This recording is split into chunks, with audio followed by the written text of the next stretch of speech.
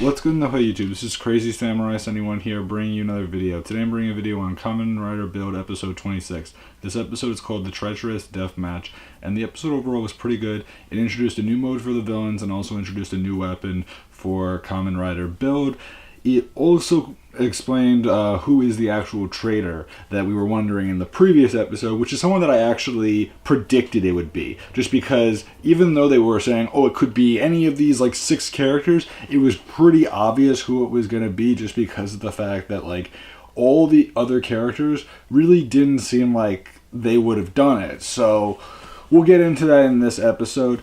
The episode does begin, though, with the continuation of the end scene from the previous episode where we end up seeing Mizora being grabbed by Sento in his hazard mode, and what happens is that Mizora's bangle obviously leads to a reaction where Sento's, suddenly has like a shine through his helmet or whatever. It's interesting, but what does end up happening from there is that he actually comes to his senses, he de-transforms and lets go of Mizora. So that's very important. What they do also discuss later on from there is they wonder who could it have been that leaked the information about the location of the Pandora's box, because only they should have known where it was. Well, they're obviously curious who could the traitor have been. So what does end up happening from here is that we end up seeing back at the base that they're questioning who it could be that must have leaked the information. It's unclear, but they do have their suspicions. Sento at the same time does reflect on what must have happened to him when he suddenly grabbed Mizora, and he wonders what he can do so that the hazard mode won't be an issue again in the future. What does end up happening from here is that we have this discussion that occurs between the Saito Prime Minister and Namba, where they're discussing the fact that Saito wants to get all the bottles from Totoro, but at the same time, they realize that it may not be the most ideal thing, and Namba's not necessarily sure it's the best strategy. At the same time, what is proposed is the fact that if they don't get all the bottles and everything, then this will just turn into a bloodbath, it'll just turn into just continuous murder and warfare, and it's sort of like you want to end this now. Now, of course, what does this sound like again? The proxy battles that occurred during the Hokuto part of the series so far. So again, this is going to lead into a representative battle, of course, although this representative battle, what actually happens is that we end up seeing that Sento and Ryoga and Kazumi end up going to the Prime Minister of Totoro, and he informs them that this time it will be a representative battle where there will be 3 one-on-one battles, and what will happen is that if Totoro wins, then they will restore Hokuto, and they will also stop invading Totoro. If Saito wins, then Totoro must give up their bottles, and then they'll stop for now. Or I forget the exact details, but I believe it might be like destruction. So in other words, it's sort of like they have to really do right this time and make sure that they can actually defeat Rogue, because yes, Rogue, the Engine Bros, and the the remote control bro are still going to be involved in this. So what they do end up doing from here is they end up discussing that they need to figure out a strategy to deal with Rogue and to make sure that the hazard mode isn't an issue, because clearly he can't control himself when he's in his overflow state where he goes beyond his limit. So what does end up happening is that Sento tries to insist upon Mizora making a new bottle, and the thing is that she promised in the previous episode that she would do anything to help out in any way possible, and what happens is that Sento quotes her on this, so at that point he ends up putting her in this like simulation kind of video playback system, where we end up seeing video playback showing off different best matches, and Sento fighting as the different best matches, as well as sparkling and hazard mode. And what does end up happening is they discuss the whole aspect of inorganic and organic substances that are used for the bottles as far as best matches goes, because obviously, as we know, there's the inorganic and the organic, such as Gorilla Diamond. Gorilla is obviously organic, Diamond is inorganic. Or Rabbit Tank. Rabbit is organic, Tank is inorganic. And so the thing is that obviously in each case they're always the same. They're always one's one, one's the other. In this case, what is discussed is the aspect of how Rabbit Tank seems to be a common trend here. There's Rabbit Tank, there's Rabbit Tank Sparkling, there's Rabbit Tank for the hazard mode. So what she does also think of is, what about having two of the same, Rabbit Rabbit or Tank Tank? Well, what does end up happening is that at that point she begins to think, maybe I can create a bottle that is another rabbit bottle. So she does end up doing that, and it's a different kind. It's a white bottle, but it has the same kind of pattern that the rabbit bottle had.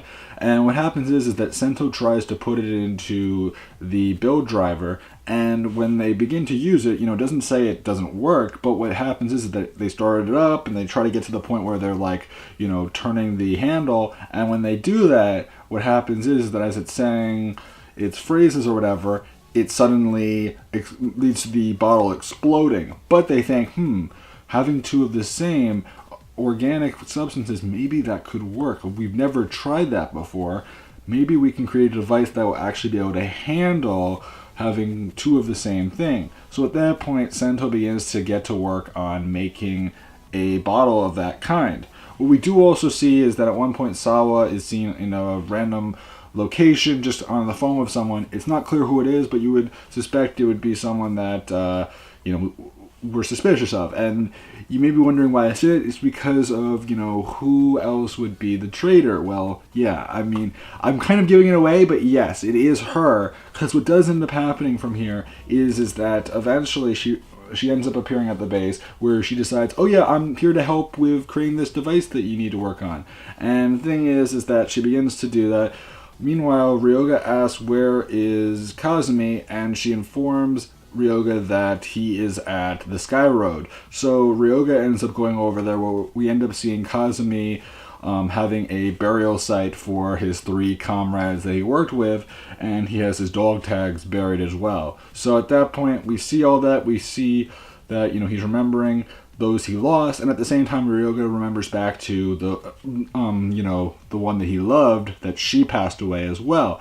So the thing is that from here, Ryoga and Kazumi promise to actually fight each other and try to increase each other's hazard level till the representative battle happens. So that's what they plan on doing.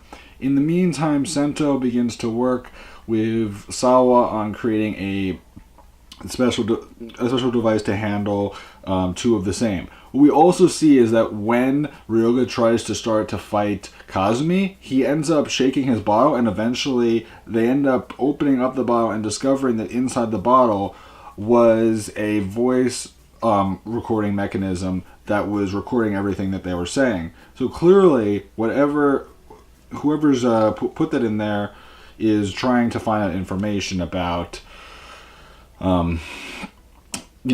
Ryoga and everyone that's in the base. So that's kind of important, and that kind of hints at something's going on that's suspicious. Well, following this, after a week does occur, what we do end up seeing is that they do end up finishing this device that will allow Sento to use Rabbit Rabbit.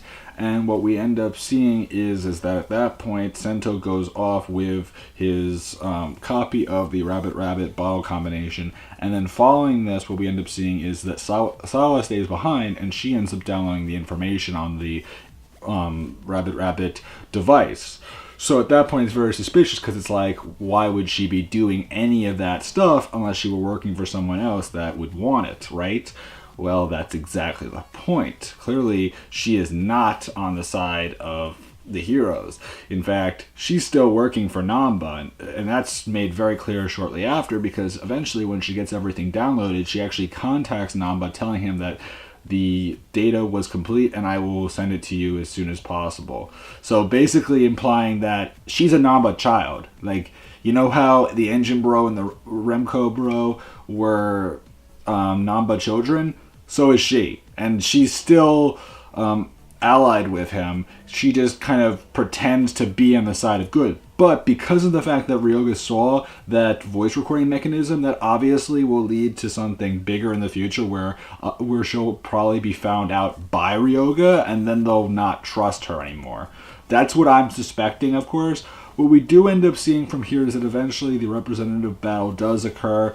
We see that Kazumi, Kamen Rider Grease ends up fighting the Engine Bro, which we also end up learning each of their motives. As we know, when it comes to Kamen Rider Grease, he's fighting for friendship, he's fighting for passion, he has these people that he cared about that he's trying to do right by them. At the same time, what we learned from the Engine Bro is that he was fighting for the sake of survival and, wanting to do right by the Namba Heavy Industries, and he was, it's very Hitler-esque in a way, just because of the whole aspect of him having this allegiance to him and the way that they kind of act and say, for the glory of Namba Heavy Industries, very similar in a way. And we've had things like that before, but not as much so as this.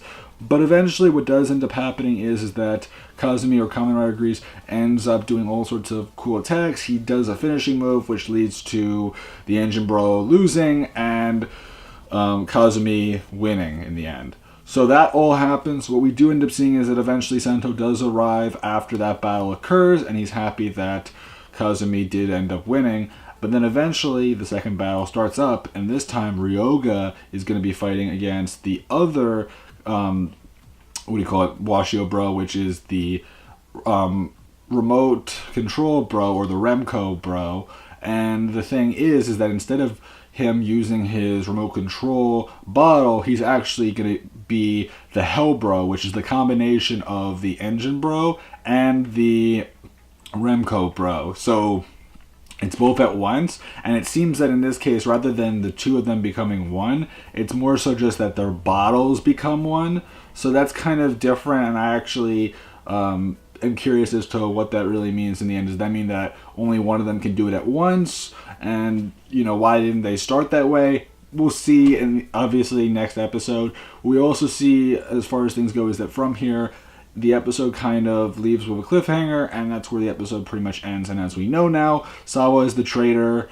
This representative battle will occur. And in the preview, what we also see is that, obviously, Ryoga will end up fighting against the Hellbro, and Sento will get to use the Rabbit form for Kamen Rider build, and that will be very cool to finally see that used. The other form that will be used fairly soon is the Tank combination. So yes, there is the Rabbit and the Tank combination. The Rabbit is first, the Tank will come shortly after, I would imagine, either the following episode, so episode 28 or 29, I would imagine.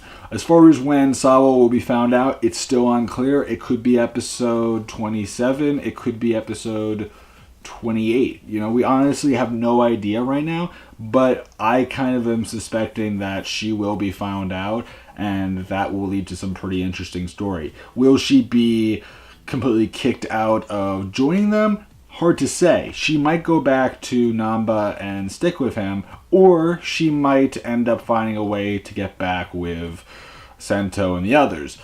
Personally, because of the fact that she hasn't been all that involved, that's the other reason why I was kind of suspecting her to be the traitor as well, because, everyone else has been a big focus, and she kind of comes in and out a lot, so clearly she's exchanging information with Namba, and that's really important. What also makes me curious is the fact that since they're getting the device that allows Sento to use the full bottles for the Rabbit and the Tank, I'm curious if that will lead to other riders having similar things, and if that's what's going to happen from here. And then eventually Sawa will be found out, and when they develop an even more powerful device, they won't be able to do it because Sawa won't be on their side anymore. Again, suspicion, speculation, nothing is confirmed regarding that, but I'm very curious if that will lead to that kind of stuff happening in the future. We have no idea for sure.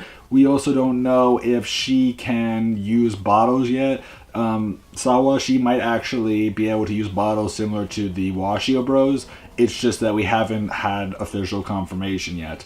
I would love that to actually happen, just to see an evil figure of that sort represent Namba, but we'll have to wait and see if that works out. We'll also have to wait and see if Namba ends up being a Kamen Rider eventually, because he might. I mean, he is someone that, he's older, but he's a pretty big figure in the story, and so you would kind of think that maybe he would have that technology available to him. Again, we'll have to wait and see, but I'm very, very curious to see what will end up happening in the end. Please remember to like, comment, subscribe. I'd love to know your opinions about this episode, and I will see you guys in the next video. So until then, guys, I'm Crazy Samurai 71, and goodbye, guys.